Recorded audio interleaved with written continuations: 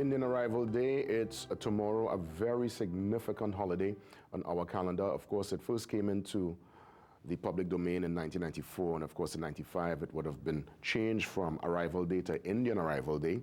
But of course this journey started since 1845, and to really give us details, take us through the history, we welcome historian Dr. Jerome Tilak Singh. He joins me on the Zoom line. Let me extend Indian Arrival Day greetings to you, your family, and by extension all of Trinidad and Tobago. Great to have you, Dr. Tilak Singh. Thank you very much. It's good to be here again. Since the first indentured laborers made their way to the shores back in 1845, from then to now we have seen a significant contribution by the East Indian community on the social, cultural, economic, the religious landscape, all spheres of Trinidad and Tobago's life and our fabric. It's been impacted, and I can safely say in a positive way. Now let's go through some of the history in terms of the early arrival, and more so that quarantine time at Nelson Island. A lot of folks forget about that part of the history. Walk us through when they first made their way to Nelson Island and then making their way to mainland Trinidad. Let's start there. Right. That issue with Nelson Island only started in the 1860s. In that before that, they came directly to the colony of Trinidad and Tobago. And, it's only then later on they decided they're going to go to that site, to be cleaned up and, identified which plantation they're going to. So Nelson Island has a very significant role, and later on, as you know, some of your viewers might know, it was used to house people who were involved in 1937 riots and during the Black Power era. Okay, interesting. So in 1845, a matter of fact, when the Fatal Razak made its way from India to Trinidad and Tobago, it went directly to the mainland Trinidad. Correct. What other, I know Suriname and from what I understand also Guyana, there would have been major movements to those territories also? And you would be surprised, the other Caribbean countries, St. Lucia, okay, Jamaica, Grenada, have relatively small amounts of Indians who went there to help the sugar plantations continue. Oh, interesting. Walk me through, I've always heard different reports or different, accounts of how the indentured laborers took their names. Walk me through the last name that many carry today and how that came about. Right. Well, most of the times, in fact, I would want to say almost 99% of the times, those who were writing the names on the ship registers spelled the names wrongly.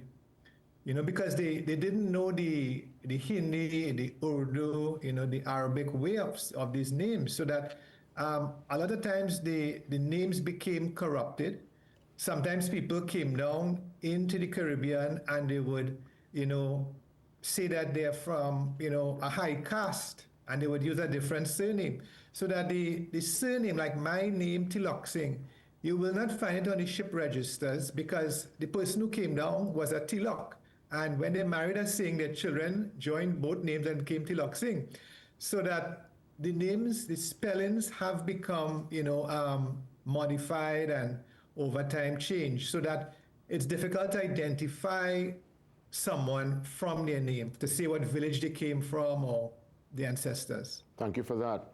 Walk me through some of the early hardships. Yes, we have seen over the 180 years, the East Indian man and woman, they've been able to really, establish themselves in a major way on the economic front, political front, the social front, cultural front. There's a significant role played here in Trinidad and Tobago, and by extension, the wider region. But I know there were some early hardships. Walk us through some of what was documented via the history books. Yeah. It is very difficult to conceptualize what they went through. It was an era in which they had latrines, diseases such as cholera, typhoid, dysentery, malaria, the lack of hospitals.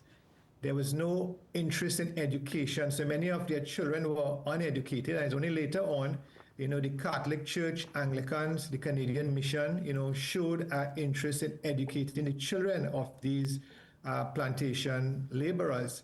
And also, many of these Indians were scorned and alienated, felt marginalized because the other ethnic groups did not understand their way of dress, the type of food that they ate, their religion, their culture. They were seen as inferior because they did not have a Christian name, a Christian religion. So Christianity was seen as that yardstick. The Western way of life was seen as the yardstick in which these people were judged. So it's just to see that they have emerged from that indentureship era and assimilated in such a wonderful way and have become part of our tapestry. It's just amazing. And they have excelled. You mentioned certain areas. I want to mention one area in which I've been reading about recently, and that is sport. People like Manny Ramjohn, barefooted runner, country boy from Gasparilla, who won this country's first gold medal in an international sport. So it's amazing to see that they have overcome these obstacles during colonialism and in the post-indentureship era, and they have excelled. Fantastic indeed. What are some of, as 180 years tomorrow, it's a significant number. Obviously 1845 to 2025. When we look at the 180 years, as you rightfully said, hardships, but we have seen a full integration where we are all able to enjoy each other's religion, food, culture, and it's almost like a melting pot, this Trinidad and Tobago, but yet still we know there are underlying issues. So what are some of the lessons out of the last 180 years that we can celebrate? We can say, yes, we are in the right direction, and what we need to improve on as we go forward as this multicultural and this plural society that is now Trinidad and Tobago. I want to say something. It might sound superficial, but there's a lot of truth in it. You might not believe, but amidst all that hardship, there was unity. You might have heard the term Jahaji Bai. Brotherhood of the boat. Brotherhood of the boat. Yeah. That was something real. People from different castes, people from different occupations, men and women, those lines were crossed and they created that unity on the plantation. Let me tell you something that many citizens don't know. On those estates, the ex-slaves, Africans and Indians work together. So when we think about indentureship, we just think Indians. The ex-slaves, all they knew, many of them were agriculture. So side by side, I have seen evidence where Africans and Indians worked, not just on the sugar plantations. They worked in the rice lagoon, cocoa, coffee, coconut estates. There was a sense of unity. You might have heard stories, sometimes a baby is born and the mother cannot take care of her. And do you know the African woman would take care of her? Maybe the African woman would help rub down the child if the child has a hernia or some problem. So there was a sort of unity in the villages that I would like, again, to come back to Trinidad and Tobago in 2025. There's a unity amidst all those, the evils of colonialism, the obstacles that we need again. And that's why history is so important, and it was my favorite subject at school, because these are the lessons and these are the stories that need to be told so that anyone, unfortunately, with a sense of bias in this modern time, they could understand that there is a foundation of unity that we must maintain. I want to ask you, in terms of the cuisine that we love so much, of course, curry is one of my favorites, probably my favorite food of all time. From what I understand, the curry that we enjoy in Trinidad, it's a totally different experience to the authentic curry. Walk me through that variation and that change. Well, I don't want to say corruption, because you said there was a corruption of the names per se. I can never say corruption of food per se, but I know we would have put our own style and flavor to the foods and the cuisine that we now enjoy. Walk us through that. It's very interesting you mention that, because the Indian diaspora, not just here, but even in the UK, United Kingdom, in Fiji, Mauritius, the food has become modified. Something, as you know, doubles. You cannot go in India and find a doubles with what we have in Trinidad and the way it is cooked. So it is something that has been modified over time. Some things, of course, like the barfi, the kurma, the parsad and thing, we would see it coming from India. But over time, people have become very innovative. That entrepreneurial spirit is there. Some people have They have something called triples too. They serve three barra, in the doubles. Something like bust up shot, sada roti. The way we make it is a bit different from India. So I have seen, areas in the cuisine where it is different. They have some different colored dal in India that we don't have. We are accustomed to just the yellow dal, mostly in Trinidad. So there are variations, and I think it all shows the way in which, the cuisine has become blended and evolved over time. Let's go into the cultural discussion and the rich musical tapestry that the indentured laborers brought to Trinidad and Tobago, and more so the tassa drum. Was the tassa drum originally, was it always part of the mix with the indentured laborers?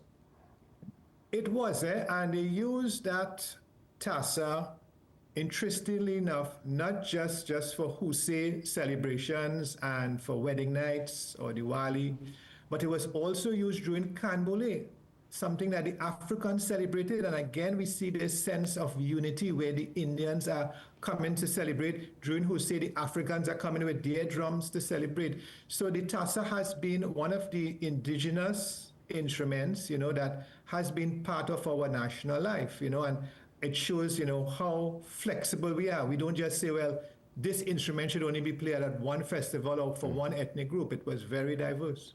Walk me through the religious component of the East Indian indentured laborers. Which particular faith was the majority for all those who made their way, the 145,000, when we look at the records? Yeah.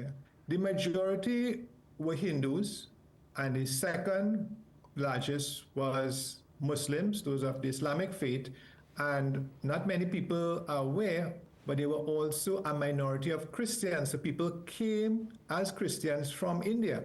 And of course, there were the issue of conversion where people had to convert, sometimes to get teaching jobs. Sometimes people went back to their original religion, when they obtained the jobs.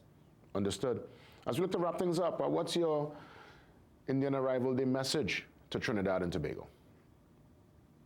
I would like our country to understand that we should not see one ethnic group or one religion as superior over others. And we need to be very appreciative of the fact that we have lessons for other countries to learn. We have lessons for first world countries to learn. We are living in peace, harmony, and there are so much conflict in developed countries and so many problems. And I think we need to get our lessons of tolerance and diversity out and let people understand that, it is not something temporary, it is something ongoing here in Trinidad and Tobago. Dr. Tilak Singh, I wish we could talk all morning. There's so many more questions to ask, but let's keep the conversation going. It shouldn't be when it's Indian Arrival Day we get into the history, and I know that there is so much more we could talk about as it pertains to Trinidad and Tobago and our development from then to now. I want to thank you again, and Indian Arrival Day greetings to you and your family. Thanks very much. That's right. Indeed, all of Trinidad and Tobago. We embrace this very important day, and I hope it's one that some point tomorrow, despite all the fun and the moving around and checking family and the food and the cuisine and the good times, we get a chance for reflection and recognize how blessed we are. Let's take that pause. We come back. Police and you. Officer Russell, he joins me next. Very important talking point next. We're dealing with road safety and sick leave concerns. Yes, we have to talk that this morning. ASP Russell up next.